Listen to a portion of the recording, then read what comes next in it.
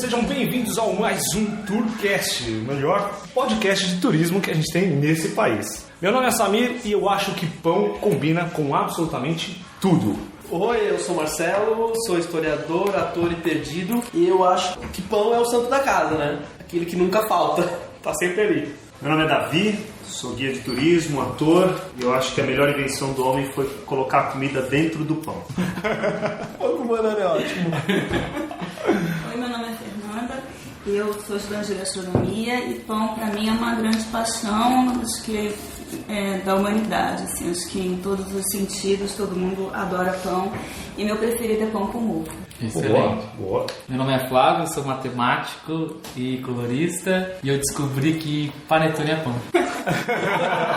Mas colorista que torce pro Fernando Collor ou que colore? Pra tudo, pode colorir também. Bom, pessoal, já dá pra perceber que o que a gente vai falar no podcast, no nosso Tourcast de hoje, é justamente o turismo de gastronomia. E aqui a gente vai falar muito da gastronomia pão, né? A gente mora aqui na cidade de São Paulo. São Paulo tem uma série de padarias com nível de excelência. E a gente sabe também que gastronomia faz parte do turismo, não só na cidade de São Paulo, mas em outros lugares faz parte daquilo que você tem para apreciar quando você vai visitar uma cidade. Você vai à França, vai à Espanha e tudo mais, você também apreciar muito disso.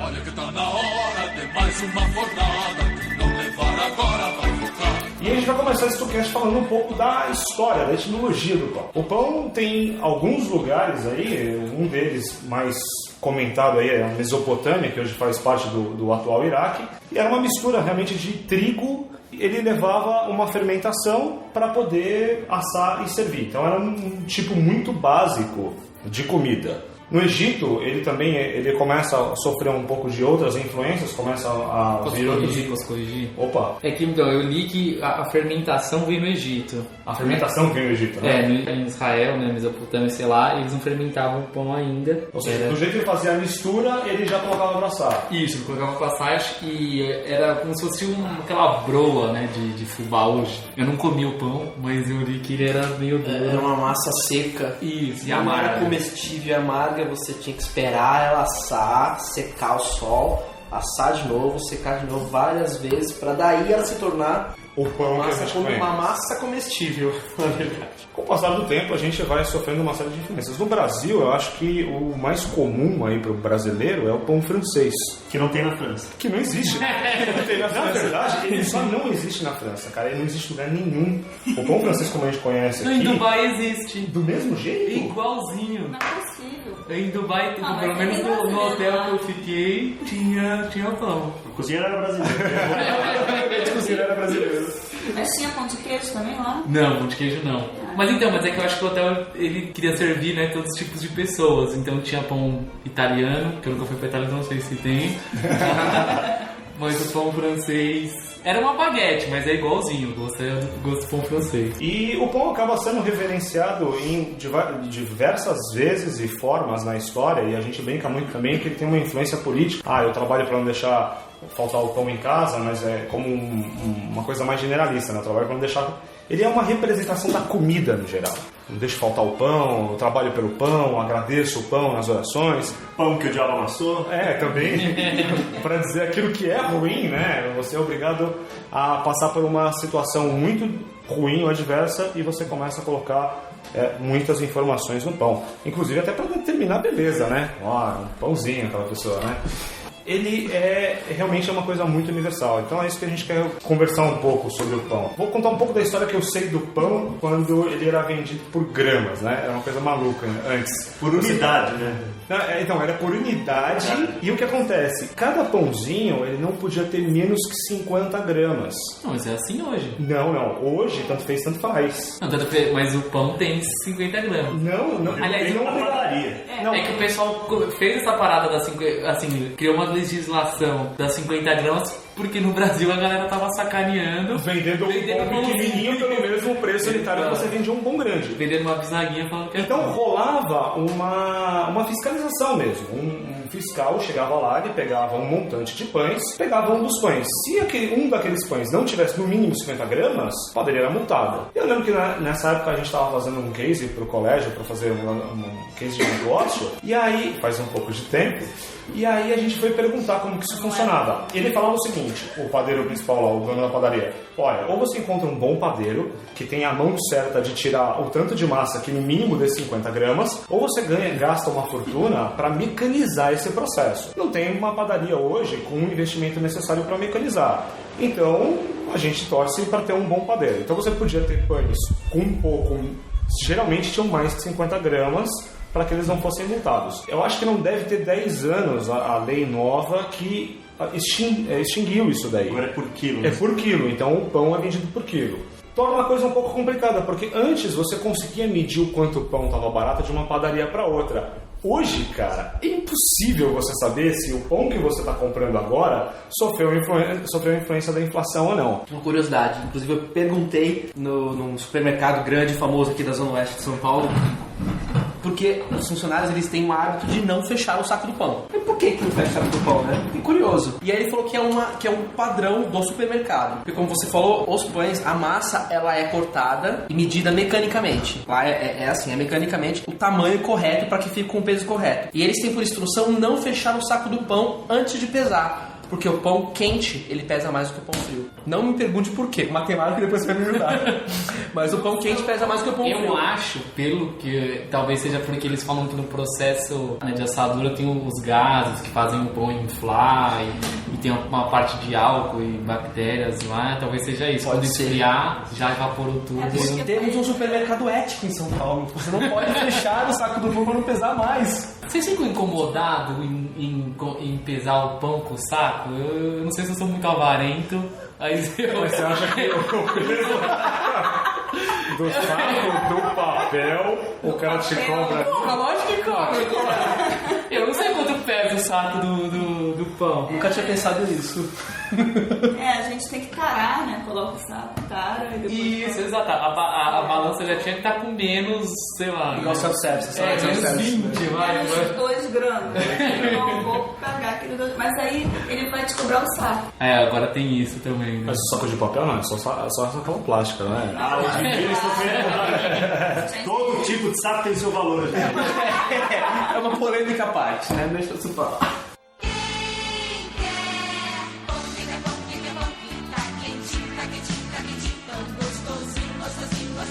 O pão, mesmo no Brasil, o mais comum acaba sendo o pãozinho francês, mas você tem outros formatos e nomes dos pães aqui no Brasil. É muito comum, por exemplo, em Minas, os caras ainda vendem aqueles antigos pães de bengala, né? Que hoje nas padarias de bairro é muito difícil você encontrar, não é tão comum. Mas você vai em algumas cidades mineiras, é muito comum, o cara vende aquilo. Eu lembro uma vez, eu estava numa cidadezinha chamada Ibirité, e falei pro cara, falei assim, você me dá 10 pãezinhos, né? O cara falou, 10 pães? 10 pães. Pois é uma festa? É uma festa. Certeza? Não, tenho certeza. Eu tenho certeza que eu quero 10 pães. E aí, cara, ele veio com os 2 braços abertos, assim, segurando os pães. Eu falei, que isso? Eu falei, você pediu 10 pães. Eu perguntei 2 vezes se você quer 10 pães. Né? Então, o pão normal, pelo menos naquela cidade, eu não sei se é uma coisa comum no interior de Minas, mas ele vende aquele pão de bengala e lá é bem comum você encontrar isso daí. No sul do Brasil, eles chamam o pão francês que a gente tem aqui de pão cacetinho. Aí você vai lá e você... pergunta, você quer um pão torrado ou pão cacetinho? Pão torrado é o pão de forma, né? Então, não tem pão de forma, pão torrado ou pão cacetinho. Aí você vai ter que escolher qual pão que você quer. Eu sou do interior do Rio, né? Quando eu era pequena, o pão era assim, esse pão, tipo, grande. Né? A gente ficava brigando pra quem ficaria com a ponta, porque a ponta cabia mais coisa dentro. Mas agora não tem mais essa briga, né? Que é o pão francês, então todo mundo fica com a ponta. Em casa era legal porque você pegava a ponta ela tem... Sim, então ela segura embaixo e você tirava todo o miolo. Sim. E colocava o recheio dentro e apertava. A gente sabia bem mais. Gordices, né? Gordices. A gente ficou pão com banana, pão com arroz e feijão. Meu pai. Nossa, arroz e feijão não. No Japão eles comem com macarrão, né? Com macarrão? Tem macarrão de yakisoba, vende no mercado, inclusive, já pronto. Né? Não, mas ele serve o pão como acompanhamento. Não. O pão com macarrão, isso. Pão de sanduba de macarrão. Exato. Sanduba de macarrão de yakisoba. Como eu gosto de comida dentro do pão, já tô imaginando que deve ser muito bom. Eu não tive coragem. Eu nunca testei. Mas eu já testei arroz, feijão e ovo misturado assim dentro do pão. Sim. É bom. É bom. Cara, é um desafio. Eu tenho um amigo. São Paulo é até hoje, capital culinária. eu tenho um amigo até hoje que a gente chama ele de Xambinho, né? Eu falo, cara, por que seu apelido é Xambinho? Eu falo, não, porque uma vez a gente estava conversando sobre coisas esquisitas que a gente come com pão. E eu como Xambinho com pão, e por isso o meu apelido é Xambinho. Xambinho eu nunca tentei, mas isso é uma possibilidade.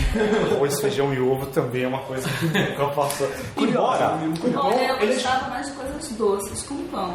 Eu colocava manteiga, colocava açúcar. até hoje. Eu não consigo, gente. Banana é bom, eu gosto, mas não é uma coisa que... Eu acho que leite condensado dá um podcast à parte. Com leite condensado? Só sobre leite condensado. Ah, só sobre leite condensado, não a gasolina com leite condensado. Tem leite condensado. E é interessante que antes a gente sempre falava, quando a gente falava de sensores econômicos, né, o pão entrava muito em voga. Hoje em dia a gente fala de vários produtos, a gente fala carne, a gente fala o frango, a gente fala o cafezinho, né? Feijão. Existe até um indicador, Big Mac, né? Não sei, um indicador McDonald's, não sei, que ele mede quanto custa o McDonald's. Mas é internacional, né? Mas é internacional. Mas assim, o pão saiu. Antigamente os jornais falavam, aumentou o pão. Eu não sei se é porque mudou a regra de você vender por quilo, que ele saiu mesmo do cenário econômico. Tem tanto tipo de pão que você tem que ver agora qual é o indicador. É o pão francês, é o pão ciabatta, é o brioche, é o pão cacetinho, é o pão de forno. Que é uma coisa que muda também no cenário brasileiro, porque antigamente o supermercado não vendia pão. E aí muda um pouco o estilo da padaria. Não existe mais antigamente. Não, então, mas hoje em dia você tinha uma padaria que ela vendia o café normal e tudo mais. Ela servia pão, alguns tipos de pães, leite, acabou. Era uma época que você comprava um leite de saquinho na época, né? As casas Bengala e o leite de saquinho. As bengalas, ó. As padarias antigamente, não, padaria não. Os supermercados vendiam leiteira, né? Você comprava o leite de saquinho, colocava numa leiteira, cortava o teco do negócio. Leiteira vermelha. Aí você tinha 3 tipos de leite na padaria. Tinha um leite do tipo C, que era água suja. Cara, a embalagem era podre, cara. Porque a tinta que imprimia o negócio, até de má qualidade ela soltava. Você tinha o leite do tipo B, que era um leite de bem melhor qualidade que o leite do tipo C, só que ele vinha impresso em verde, assim. E aí você tinha o leite do tipo A que ninguém consumia na época, que era o leite de caixinha, que era um produto elitizado. E eu lembro que o leite, ele demorava, cara, 2 dias, 3 dias, ele não prestava pra mais nada. Mesmo o leite do B. Então, eu não sei o que acontece com o leite, mesmo... Eu acho que era no dia. Em casa era no dia. Tem que acabar com esse leite aí. Porque azedava, uma série de coisas. Cara, ele não tinha, a validade dele era muito baixa. Eu já peguei um leite de caixinha que ficou fechado, aberto, mais de semana em casa. Cara, e tá lá o leite impávido colosso na geladeira. Não tem muito leite é... Não, cara. Highlander. Não, mas de casa. mudou muito, cara. É muito leite. Vem só leite dentro. Naquela época o saquinho tinha leite. Hoje em dia você tem ali 50% conservantes e o restante é leite. Mas o mesmo acontece com o pão. Antigamente acho que o pão, assim, dormido, amanhecido de um dia pro outro, ele conservava alguma maciez. Agora, se você compra de manhã, à tarde ele já tá todo... duro, né? A minha mãe tem uma tática que ela coloca o pão numa Tupperware, assim. Se você colocar dentro de uma sacola plástica, aí ele fica murcho. Mas ele estragava ainda, né? Porque depois que ele fica duro... Você consegue comer no dia seguinte. Só como torrada, cara. Não adianta. Só como Dá torrada. pra fazer no grill hoje também. Passa manteiguinha e põe no grill. O quê? O pão duro? Opa! Mas volta a aparecer? Põe na chapa. A pessoa é guerreira. Pô, essa não tem ainda não. O que dá pra fazer é colocar no micro-ondas, que ele dá uma murchada e aí fazer a... também. Aí você passa 15 minutos mastigando e faz uma borracha. Um chiclete, Sabe que né? não fica tão emborrachado? Você coloca uma aguinha dentro do micro-ondas. A influência religiosa também, né? O cara fala muito da divisão do pão. Multiplicação. Não, mas... Divisão, olha, tem uma Mas também divisão, é multiplicação. que eu não sou um cara católico, talvez alguém da religião católica. Quando ele serve, ele distribui muitas vezes lá um determinado evento religioso que é o pão com vinho. Não sei qual que é o nome exatamente na igreja católica. Tem muito uma época especificamente que ele tem uma simbologia de distribuir o pão com vinho. E o pão geralmente é um pão não fermentado, né? Não sei na igreja católica se funciona do mesmo jeito. É uma representação, se não me engano, uma das ceias de Cristo ele faz isso, né? Ele fazia uma distribuição. Os católicos fervorosos que escutarem esse podcast me desculpem, mas eu não sou um grande conhecedor. Tem muito disso, tem uma representatividade religiosa muito forte. Uma vez eu fui na casa de uns amigos judeus e rola uma oração em cima do pão, é uma coisa muito legal, assim. A religião judaica tem uma determinada época do ano que eles não podem comer nada que contenha elementos fermentados, né? E o pão é uma grande simbologia disso dentro da história, dentro da Bíblia, né? Da religião judaica, que é o momento que eles estavam saindo, né, do Egito, fugindo da escravidão, e aí não deu tempo de assar o pão. Eles colocaram o pão para fazer, né, prepararam toda aquela comida para fugir, todo mundo junto, e aí não deu tempo de assar o pão, então eles saíram com o pão meio cru, assim, ele não chegou a crescer, não fermentou. E aí então se preserva essa tradição até hoje, o período cai mais ou menos junto com a Páscoa no calendário cristão, e eles comem um pão que ele não é fermentado, então ele é tipo uma torrada assim branca, chama matzá. Ele é um pão que não chega a fermentar, se eu não me engano, eu não vou lembrar o número exato, mas eu sei que ele não pode passar de sei lá quantos minutos, acho que é 15, 20 minutos assando, senão ele passa a fermentar. Tem que ser antes disso, eles tiram, e aí esse é o único pão que eles podem comer nessa época, mais ou menos uns dias aí desse feriado religioso, e eles só podem comer isso e nada que seja fermentado, nada que tenha farinha, fermento, tipo macarrão, pão, pizza, essas coisas, nada disso. Mas esse é o pão esse pão específico que simboliza esse período religioso judaico. Essa busca que o próprio povo brasileiro tem, o orgulho de falar assim, de trabalhar, né, para colocar o pão nosso de cada dia aqui dentro de casa, né, que ele acaba sendo um símbolo de representatividade da comida, né? Então, enquanto você estiver comendo o pão, tem uma parte econômica que fala, às vezes a gente usa a política do pão e circo, né? Enquanto a população estiver comendo e se divertindo, tá tudo certo. E se não tiver pão, que comam brioches.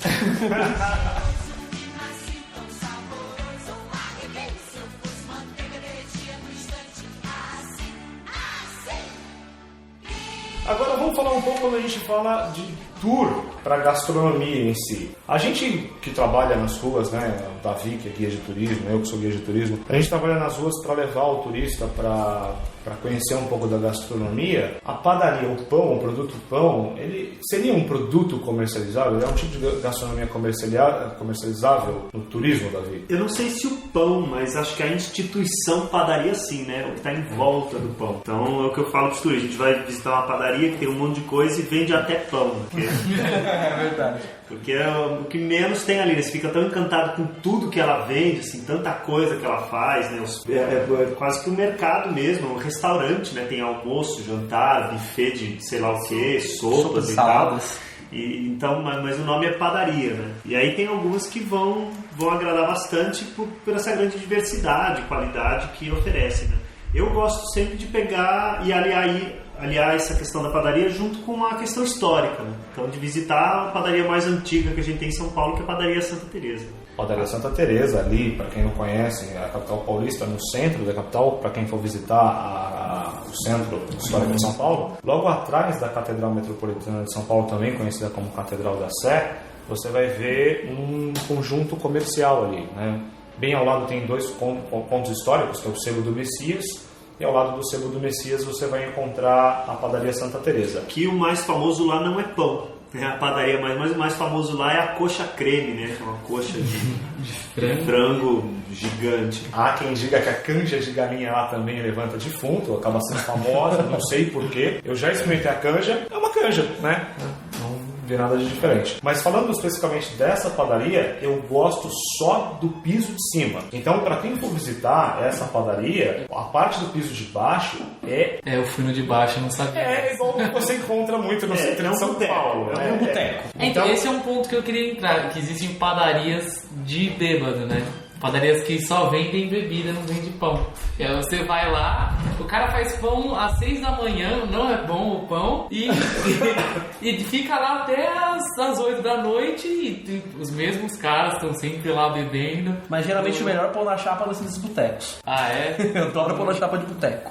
É porque ele não limpa a chapa, então aquela camada de fuligem é o que dá o gosto. O pão da chapa desnecessária. É a magia da chapa, né? Ela já tem Muita informação. Mas acho que tem muito desses bodecos que ele deve comprar pão de uma padaria X e usa lá a sua chapa também, né? Essa padaria, voltando na Santa Teresa, o segundo piso é que realmente é legal. Você tem todo um piso de madeira, fotos históricas da cidade, um monte de detalhes em madeira. Parece que é um outro ambiente, totalmente. É um ambiente bem mais antigo. Se sente entrando no ambiente dos anos 70, dos anos 60, é uma coisa bem legal. E é engraçado que a padaria também separa, na verdade, com o café, né? Antigamente você tinha um lugar para você poder comer um pão e tomar um café. Hoje tem uns lugares mais específicos que é só para você tomar café e você até come outros tipos de pães, mas não necessariamente pão francês, porque você precisa de uma estrutura para fazer o pão francês. E a mistura, que eu vou falar talvez de um jeito mais grosso aqui, talvez a Fernanda me ajude a corrigir, ele é uma mistura de farinha, fermento, água, ovo ou leite, né? Não sei o que está sendo usado, e tem um processo de fermentação. Eu não sei exatamente quanto tempo dura esse processo, né? Quanto tempo demora para fazer o pão francês que a gente vai consumir. A gente sabe que quem tem a função padeiro é um cara que acorda muito cedo e acaba dormindo muito cedo também. Mas a maioria das padarias ficam abertas, essas padarias de bairro, acho que até às 10 horas. Mas tem uma lei que, se ela não tiver o pão francês até depois das 8, o pão que tiver, eu não sei se está válido ainda. Né? Cheio de lei o pão, né? É, que você tem que vender o pão de leite, ou o pão que tiver lá, alguma coisa assim, pelo mesmo preço do pão francês. Aí eu não sei se nessa mudança da lei para ser de quantidade para peso, se mudou alguma coisa. Mas eu lembro que tinha alguma coisa disso, mas eu não vi mais isso sendo colocado em prática. Eu já vi umas padarias que elas põem umas placas assim, então assim, pão quente de hora em hora, né? Então toda hora eles põem um reloginho ali dizendo quando que vai sair a fornada do pão, a pessoa se programa para pegar o pão. E faz fila. Faz fila, acaba rapidinho. E o pão quente é fantástico, porque a minha felicidade era pegar o pão quentinho na padaria, fazia mais nada que fazer mesa. Não, cortava, passava a manteiga enquanto ele tá quente pra ela ir deslizando pelo pão. Cara, eu comia 4, 5 pãezinhos assim, fáceis. Um ingrediente que tem no pão que você não falou é açúcar. Inclusive, por isso parece que ele se tornou mais atrativo durante a história, porque tem, né, isso que a gente já tinha dito do pão ser amargo no começo, e aí descobriram esse processo de fermentação, e acho que a farinha branca... tem um vídeo até que você tinha me mandado. A farinha branca, ela é mais adocicada que a farinha integral, por isso que ninguém gosta de pão integral. E só que também tem açúcar no pãozinho francês aí. Então, acho que é por isso, inclusive, que o pão chama-se francês. Porque o pão, na verdade, ele veio lá de trás, mas a primeira padaria, ela nasceu em Jerusalém, com a mistura dos egípcios e com os hebreus ali. E aí os hebreus começaram a aperfeiçoar essa questão da padaria e da receita do pão. O pão sumiu, as padarias sumiram, e elas retornaram depois só com os franceses, que foi com quem desenvolveu, aperfeiçoou toda essa receita do pão, que aí brioche aí, abrangeu muito a questão dos pães. É engraçado também porque a França, quando a gente fala do pão francês, é porque ela teve uma característica de gourmetizar muita coisa. Na história do café, dizem que a mistura do açúcar com o café ela foi se dar na França. Que até então o café ele também era tomado puro. E eram dois produtos extremamente valorizados. Não era um produto básico, né, que faz parte da cesta básica do bom brasileiro. E as primeiras padarias vieram para o Brasil no começo do século, justamente na Belle Époque, que era influência total francesa. O Brasil consumia muita coisa, porque o interessante era um país dominante, era seguir o país dominante. A referência cultural era a França. Total cultural, vestimento. Rio e São Paulo, mais Rio, né? São Paulo começou a puxar muito dessa... A segunda língua falada nas escolas, incluindo escolas públicas, era o francês nessa época. A primeira padaria confeiteira no Brasil foi no Rio, em 1894. E aí os imigrantes trouxeram para São Paulo. E provavelmente seja por isso que esses pães portugueses, pão francês ou a influência francesa no pão, tenha feito muito mais no gosto do brasileiro hoje em dia, apesar de outras culturas virem para cá e ter feito essa introdução do seu pão, né? O que acontece com os árabes, por exemplo. Você vai encontrar muita influência dos pães, pão sírio. Tem um restaurante que a gente costuma ir lá no Itaim, que é muito bom, que a gente pega sempre um pão sírio. Cara, ele acabou de sair do forno. O pão sírio normal, pra mim, ele era só aquele pão achatado. Mas não, quando ele sai do forno, ele sai estufado. Isso é como se fosse um balão. Ele quente é muito bom, assim. Ele tem um outro gosto do que aquele pão sírio que você compra já no mercado. Parece uma massa de pizza, que muitas vezes eu já usei para fazer pizza com o pão sírio. Já. É engraçado que tem esses pães de influência de muitas culturas, mas a gente associa muito a padaria à figura do Portuga, né? Do português, Manuel da padaria. Sim. né? Mas o pão está muito mais ligado até historicamente à questão dos árabes, né? Depois os gregos antes disso, depois os italianos, né? Os hebreus. Mas aqui a gente liga muito o pão ao Manuel. Digo duro da portaria. E é engraçado porque assim, eu viajei um pouco pela América do Sul, eu fui o caminho de Machu Picchu e tudo mais. É impressionante, a galera lá, tanto na Bolívia quanto no Peru, é muito comum você ver os pães sendo vendidos como a gente vende aí um salgadinho na rua, né? Salgadinhos empacotados. O cara vende um pãozinho lá, tem um nome específico, eu não vou lembrar agora, mas chama pão, né? É uma massa mais achatada, ele é um pão achatadinho e é vendido como um produto comum, assim. Você compra, você não vai a uma padaria, né? Você vai no cara da esquina que provavelmente é feito por uma família, alguma coisa do tipo. Nas casas brasileiras, é impossível você reproduzir o pão francês, cara. Tem nada. No mercado você compra esses congelados, né? Que você põe pra assado, né? É uma porcaria. Eu nunca comi isso, É uma porcaria. Mas tem, não, agora, hoje tem aquelas panificadoras de casa. Que é uma máquina, não é? Isso, é uma máquina que você não precisa nem saber nada. Você joga lá dentro. Mas ela não faz o pão francês. Ela mistura massa e... Então, é que... Ela faz um pão, né, cara? Você compra um negócio do tamanho da tomadeira. Ela faz uma... ela faz um pãozão, assim, dá pra... É um pão, tipo um pão italiano, do tamanho de um pão italiano, a massa. Um pão francês é tamanho do pão italiano. Não, você corta a massa, isso, né? você corta, Você corta a massa, vai lá, É que passa eu o comi um rolinho. pão francês na casa de um amigo, tanto que eu comprei a panificadora baseada nessa experiência. E era, cara, parecia um pão francês E mesmo. quanto tempo você demora pra fazer isso? Não, a máquina faz sozinha, ela deixa pra descansar. Porque então, eu também vi, pra vir pra cá, que pra fazer o pão francês, depende do tempo de fermentação, ele tem um sabor diferente. Então esse pão ruim que a gente pega, o cara não deixou fermentar? Eu acho que, porque tem um processo de fermentação que você pode acelerar ele ou deixar ele fermentar, digamos, naturalmente. Aí diz ser que o sabor... Eu acredito que sim, porque eu comi uma lasanha uma vez, assim, tem uma... Mas com uma lasanha de massa feita em casa é totalmente diferente do que uma lasanha com massa... Até se comprar as massas frescas, que tem aquela massa da Petit Bon, que é tipo um pedaço de plástico, tem uma massa fresca que parece massa, e aí eu comi com essa massa feita na hora, e eu comi acho que lasanha à meia-noite, fui dormir assim, leve pra caramba, totalmente diferente. Eu já comi lasanha com pão sírio. Muito bom. No lugar da massa de lasanha com pão sírio. Pois é, Cara, a gente pode fazer um gastronomia massa depois. O que pode fazer com massa? Já aí, pode colocar massas e leite condensado, são dois. Mas eu acho que o pão, ele vai ser o avô de todas as outras massas aí no final das contas, né? Tá? A massa comum como a gente conhece. Eu não sei, é só pesquisar para confirmar, gente, mas me parece que o macarrão, antes dele ser consumido em tiras, né, como a gente consome ele hoje, né, em forma de macarrão, como a gente conhece, ele era uma massa, né? Não se cortava ele em tiras, comia-se essa massa de macarrão, que era um macarrão. Depois alguém inventou, falando, não, vamos cortar esse negócio em tiras que acho que vai ficar mais bonito. Vou para a história da China. Será que foi assim?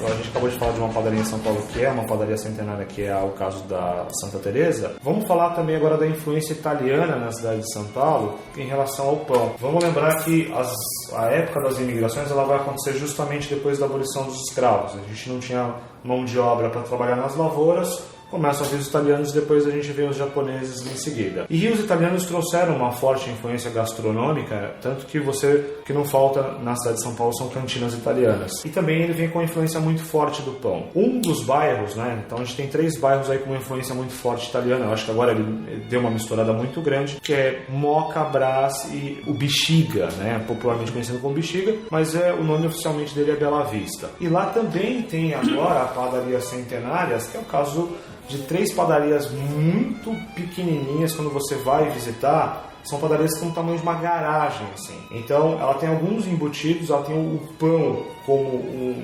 carro-chefe, de fato, diferente de outras padarias que a gente vê por aí. Que quando elas fazem o pão, o bairro inteiro começa a cheirar pão. É impressionante, você vai chegando perto da rua, você fala, cara, principalmente no Bexiga, São ruas muito pequenininhas, tem um jeito meio de cortiço, né? O São Paulo dos anos 80, dos anos 70, então tem muita casa cortiço, assim, lugares, você vê, aluga-se vaga para moças, rapazes, não sei o quê. É uma padaria pequenininha e você só vê carro importado, você vê um frenesi muito grande. Você já sabe que você está chegando perto da padaria, porque muda o volume de pessoas que estão saindo ali. E filas, todas as que eu passei no Bexiga, para você poder comprar um pão. Filas imensas, assim, filas que eu encarava quando era época de bairro, assim, e você conseguir comer o pão quentinho. Ainda lá, você consegue, o meu favorito, o pão favorito, é aquele pão que vem gordinho, e ele vem craquelado por cima, né? Que é muito difícil do pão que você compra hoje no supermercado. Ele não tem essa característica. Ele parece um rolinho mesmo, né? Eu acho engraçado que você falou em carro importado e tudo mais, como tem...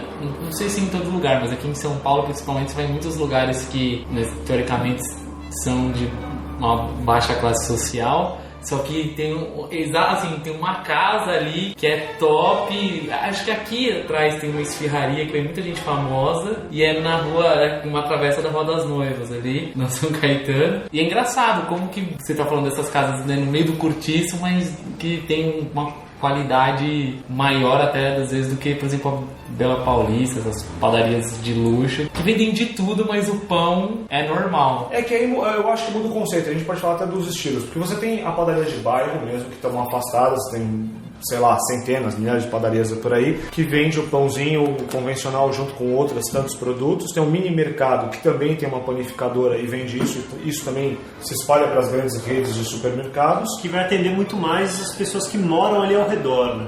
Exatamente. Você tem essa padaria referência gourmet, que são essas pequenas padarias que Higienópolis detém algumas, né? Acho que é Davi Abraão, Benjamin Abraão, que realmente, cara, a padaria ali é fantástica. É uma padaria pequenininha, mas que tudo ali é muito bom, né? Muito bom. Tudo que... Mas você sabe que a Benjamin Abraão, pelo menos aos locais que eu frequento, onde a faculdade que eu fiz, tem uma Benjamin Abraão, mas ela não é conhecida pelo pão, mas sim pelo croissant. Dizem que é o melhor croissant de São Paulo é a Benjamin Abraão. Mas não pelo de pão, qualquer Benjamin ou da sua? Então, da Benjamin Abraão, porque as duas unidades da faculdade que eu fiz tem a Benjamin Abraão, a galera ama. Assim. Aí você tem essas padarias que ainda tem o conceito de padaria mesmo, que é a Benjamin Abraão, essas padarias do Bexiga, outras padarias que a gente conhece, e tem essa padaria gourmet, né, que é um templo, né, cara? Você vai lá, você para o seu carro, desce a família, Casa da Galeria dos Pães, que eu adoro, um abraço aí pro pessoal da Galeria dos Pães, que recebe a gente, se quiser patrocinar os próximos podcasts, estamos aí, né? Pô, o cara atende ônibus, cara, né? Que padaria em São Paulo você consegue chegar com um ônibus, você coloca 40 negros lá dentro, o cara te atende tudo super bem. É o caso da Bela Paulista também, que recebe gente, é uma padaria 24 horas, a Boston Bakery também ali no meio do Itaim. Tem a Dona Deola, que também é uma padaria muito boa nesse sentido de oferecer buffets, pães e tudo, e recebe grupos, né? A gente leva grupos pra lá, isso é bem interessante. Só que a Dona Deola tem várias, né?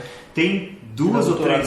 Tem três. Na Vila Madalena, estamos descendo ali pela... Da Sancorá ali. Esqueci o nome da rua. E tem uma na Pompeia. Pompeia. Então, são essas padarias também que mudam muito o conceito. Porque você vai ter o quê? Você vai ter bolos, você tem um sistema de confeitaria e algumas coisas envolvidas nesse processo do pão. E é um lugar que não é para você ir lá comprar pão e ir para sua casa, como é uma padaria de bairro, né?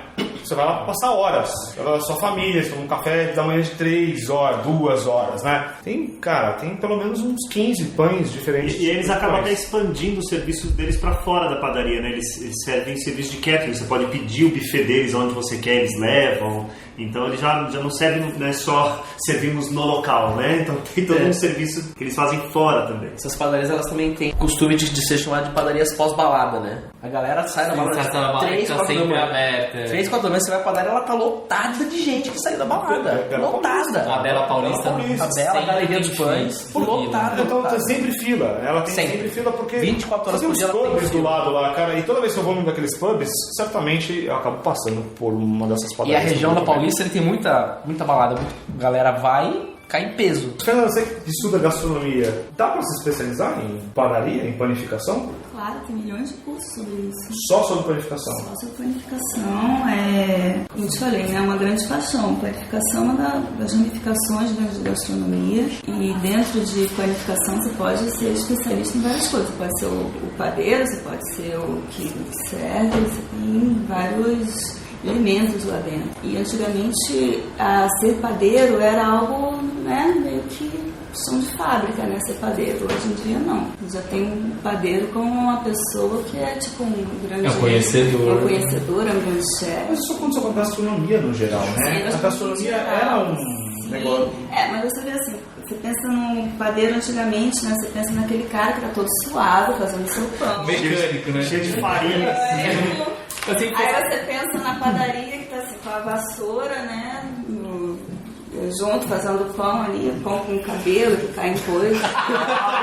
Você não pensa nisso? Você pensa. Proteína. Tem gente que fala, o cara mistura pedaço de raco, cai o raco lá no meio. Não é? Então, assim, hoje em dia, até quando você comentou sobre a parte de legislação, você entra numa padaria, já não é mais assim, né? Você tem toda a capacitação de padeiros, né? Você vê que a padaria tem a qualidade do pão é diferente. Tem um padrão agora. Existem umas padarias que tem aquela... Que é igual alguns restaurantes que costumam ter o vidro e você pode assistir o padeiro fazendo pão. E existe tipo um Alex Atala dos pães, assim? Sei lá, não, porque você fala assim, pô, você coloca uma referência, você tem Alex Atala, tem aquela espanhola lá, que eu, nossa, eu sou louco pra aquela mulher. Cara, existe alguma referência, uma pessoa referência no Brasil hoje? O Benjamin Abraão era um deles, né? O próprio dono que levava o nome de padaria, ele ia muito nos programas de televisão, ensinava a fazer pães, ele era uma referência, né? Mas eu ainda acho que a padaria ela tá acima do que é o chefe da padaria. Nos restaurantes não, você assim, eu vou no restaurante do chefe A, o chefe B, vou conhecer a comida daquele chefe. Agora na padaria ainda não tá, explora-se muito mais o nome da padaria, né? As padocas, assim, do que o profissional, o cara responsável. Tá lá, mas assim, é o que a gente está falando, está crescendo a gastronomia no Brasil de forma geral. Então, da mesma maneira, onde você tem restaurantes que você hoje fala assim, não, vou no chefe. Não, antigamente você falava isso, não falava isso. Né? E em algum momento a gente vai falar assim, não, aquela padaria nova é o chefe A, que é interessante, ou alguma influência de uma padaria internacional, assim. Acho que caminha-se para isso. Tá na hora de mais uma jornada, não levar agora vai ficar pra trás. Eu queria trazer uns números que a gente falou da primeira padaria, os tipos de padaria e tal. Eu peguei alguns números aqui no site da SP Tours. Parece que São Paulo tem uma média aí de 3.200 padarias na cidade. 3.200 e ao todo elas produzem por dia 10 milhões de pães. Caramba! 10 milhões. Multiplica aí por 50 gramas aí, cara. Se considerar que a cidade, né? Só a cidade de São Paulo tem aí quantos milhões de habitantes? Uns 12 milhões, né? Então, assim, 10 milhões de pães. É quase um pra cá. Quase um pão por pessoa, né? É muita coisa. E o estado, no estado de São Paulo, são mais de 12 mil padarias. 12 mil no estado. E isso porque a gente tá falando do pão, teoricamente, do pãozinho, né? O pão francês. Porque, então, vendo também essa coisa de pão, você vê, como eu falei, panetone, que é um tipo de pão, tem o pão de forma... Tem o pão integral agora para desgraçar. Tem os pães industrializados que você não compra na padaria, você compra no mercado, quando você compra, né? Ainda tem isso. Tem gente que você de ovo, pão de batata. Para esse pão, porque ele dura mais também, né? É uma forma de você criar uma forma de durar mais o pão. Sim. Eu acho que a galera compra que assim, em termos de facilitar, eu não vou acordar todo dia para ir na padaria. O pão francês dura até um mês na geladeira. Pão francês não, pão de forma. Isso, um mês então, na geladeira. Você põe na geladeira, você tira da geladeira, coloca no grilo, esquenta e fica uma torrada. Você vai acordar às 5h30 em vez de acordar às 6 para comer um pãozinho, você fala, porra, não. Sai no frio, caralho, daí você já... Cara, eu nunca coloquei o pão na geladeira. Faça isso, pão de forma. Alguns tipos de pães eles conservam melhor quando você põe na geladeira. Pão de forma você põe na geladeira dura. É que tem uma hora que ele começa a embolorar, sei lá. Fora da geladeira. Mas eu não sei se vai ter algum nutricionista ouvindo, mas eu só tiro ali, ó. Também. Eu já fiz muito disso. Não morre! Tira só a parte que tem a nuvem. Tira a nuvenzinha, Tá começando a proliferar e manda ver. Porque às vezes, pô, você tem meio pacote de pão e tá meio verdinho ali, não dá. Você tira o verdinho da geladeira. Fora.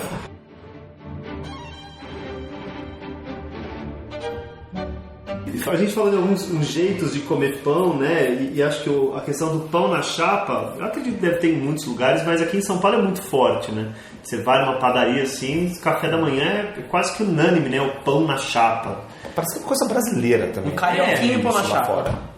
E aí eu descobri outro dia, na verdade, conversando com os amigos, eles falaram que tem um jeito de pedir o pão na chapa com requeijão, né? Porque inventaram isso agora. Agora tem isso, eu também vi. Agora tem isso. E é bom. Aí parece que você pede assim pro cara, que eu quero um pão na chapa com requeijão na saída. Aí a gente ficou debatendo, o que pô, desse requeijão na saída, né? Não, porque o cara faz o pão na chapa e quando sai da chapa ele passa o requeijão. Não, requeijão na saída. Mas tem que ser, porque uma vez eu fui acompanhar uma amiga minha que vive pedindo pão assim e o cara nunca tinha feito. A cara de interrogação do garçom foi absurda. E aí ele meio que fez com manteiga normal. Cara, deve ter ferrado toda requeijão na zoado, tostou todo. Mas a minha Por mulher... isso que o requeijão é na saída. Você coloca a manteiga, põe na chapa, depois que ele está pronto, você tira o pão e passa o requeijão. Eu não sei se... Desculpa, eu não sei se também se é comum o termo canoa. Eu demorei um tempo pra... Falei assim, me traz um pão canoa. Sabe o que é o pão canoa? Você tira o miolo do pão e tosta ele. Ou você pode fazer ele como um pão na chapa comum, ou ele com manteiga, mas sem miolo. O cara já tira o miolo lá. Cara, o miolo do pão é muito bom. É muito bom. Mas tem gente que não come, né? Fala que não Eu tiro o miolo e... não, eu tiro porque eu acho, pra mim dá a impressão que eu tô comendo mais. Que eu tô comendo um pão por dentro e um pão por fora. Então, mas na verdade você está. Eu me sinto mais satisfeito. Mas esse negócio do requeijão, a minha mulher, ela gosta. Eu não gosto. Eu gosto do requeijão durinho, né? Eu não gosto daquele... Não, esse negócio cremoso. Não gosto do cremoso. Agora ele é mais sustentável, assim. Ele fica duro, então ele não transborda pro pão. Mas minha mulher já não. Ela gosta do requeijão quente. E eu acho que é ruim colocar na chapa, não ser na saída, porque ele meio que liquefaz, né? Ele fica muito mais líquido, né? Do que ao invés do... E depois que endurece, ninguém mais consegue tirar aquele da chapa, Não. né, cara? Ele vira uma chapa na chapa. É uma cobertura. Quando a gente falou um pouco também da influência italiana, o pão italiano, como a gente conhece, que é vendido nas padarias, ele é um pão bem diferente. É um pão mais duro. Quando você vai nessas cantinas, o cara serve o pão fatiado, ele tem uma casca muito mais dura. Então, pra quem vem a São Paulo e vai numa cantina italiana, A primeira coisa que o cara vai jogar na sua mesa é pão. Você nem sabe o que você quer, ele não te deu... E vai te cobrar por isso. Se você sentou na mesa da cantina, o cara joga um pão na sua frente. E não importa o que você vai pedir, no final você vai chuchar o prato com pão. Você vai pegar o pão e vai dar aquela chuchada no prato, que é tradição da cantina italiana. Eu não sei se em todo lugar eles fazem isso, mas em São Paulo eu já vi fazer muito. E eu faço. Antes de você comer em qualquer boteco, você pede o prato e um pãozinho. Porque você joga o azeite no prato, um pouquinho de sal e limpa o prato com o pão. Mas isso parece uma cultura de PF botecão, assim, não é?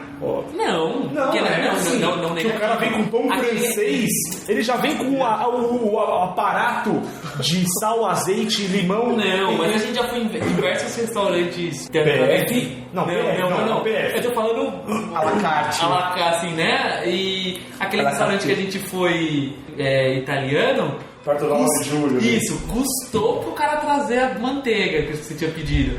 Demorou anos porque o cara tinha trazido o azeite. Sabe quando o cara serve o azeite naquele que serve mel na panqueca, naquela jarrinha? Então a gente tava ali, aí o Samir pediu manteiga, o cara, relutou, não quis trazer a manteiga e põe com azeite. Tem muito disso no restaurante, a gente já faz um aparato, né? Manteiguinha, tem aquele restaurante aqui na Consolação lá, o Sujinho. O cara vem uma porção de cebola, né? Pão. Então, ele é bem o que você encontra quando você vai para Espanha. Cara, a gente acha que a gente come pão. O que é o carro-chefe da comida brasileira? Arroz e feijão, né? Cara, isso pão. Aí é o... Isso, no pão não, né? Isso é pro espanhol. Cara, o espanhol come tudo. Esse é um cara que come tudo com pão. Então, mas eu acho que também acho que quem deve consumir mais pão hoje, eu acho que eles são os americanos, né? Porque assim como o arroz e feijão é o carro-chefe do Brasil, o hambúrguer é o carro-chefe dos Estados Unidos, né? E é pão. Então, mas aí a gente entra num processo de panificação e a gente fala de uma outra característica do pão industrial, né? Que é diferente do que a gente está falando agora de supermercado. Você vai lá, compra pão de forma, pão de milho, pão de coco, pão sovado, né? O pão sovado, que é antigo. Pão integral. Tem pão de 1000 grãos, né? Logo. 7 grãos, 8 grãos, 14 grãos. Não tem mais pão, é só grão, né, cara? Você compra, né? É verdade. Na verdade é um grão de cada, eles colocam ali.